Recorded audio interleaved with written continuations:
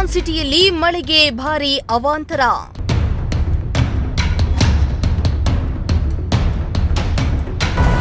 ಮರಗಳು ಬಿದ್ದು ರಸ್ತೆಯಲ್ಲಿ ಸಂಚಾರ ಅಸ್ತವ್ಯಸ್ತ.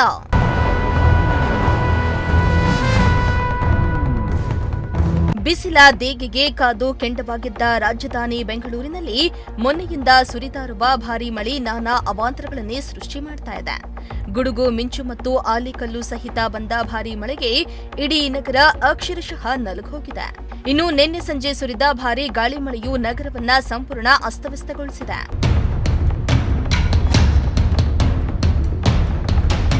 ಹೌದು, ನಿನ್ನೆ ಸಂಜೆ ಸುಮಾರು 5 ಗಂಟೆಗೆ ಸುರಿದ ಮಳೆಯಿಂದ ಸಿಲಿಕಾನ್ ಸಿಟಿಯ ಹಲವೆಡೆ ನೀರು ನಿಂತು ಜನಜೀವನ ಅಸ್ತವ್ಯಸ್ತವಾಗಿದೆ.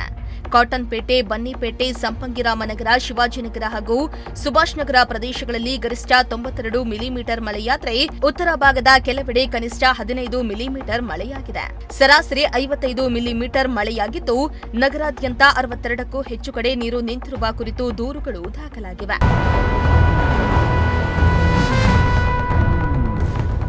ಇನ್ನು ಭಾರೀ ಗಾಳಿ ಮಳೆಯ ಪರಿಣಾಮವಾಗಿ ನಗರದಲ್ಲಿ ಒಟ್ಟು 226 ಮರಗಳು ಧರೆಗುರುಳಿದ್ದು 623 ಕೊಂಬೆಗಳು ಮುರಿದುಬಿದ್ದಿವೆ.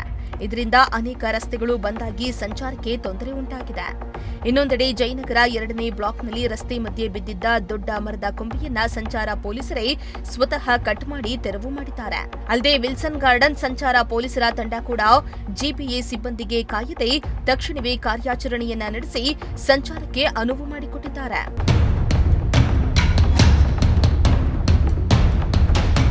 ಒಟ್ನಲ್ಲಿ ವರುಣನ ಅಬ್ಬರಕ್ಕೆ ಇಡೀ ಬೆಂಗಳೂರು ತತ್ತರಿಸಿದ್ದು ತುರ್ತು ಕ್ರಮ ಕೈಗೊಳ್ಳುವಂತೆ ಸಾರ್ವಜನಿಕರು ಆಗ್ರಹಿಸಿದ್ದಾರೆ. Bureau report, Prajashakti TV, Bengaluru.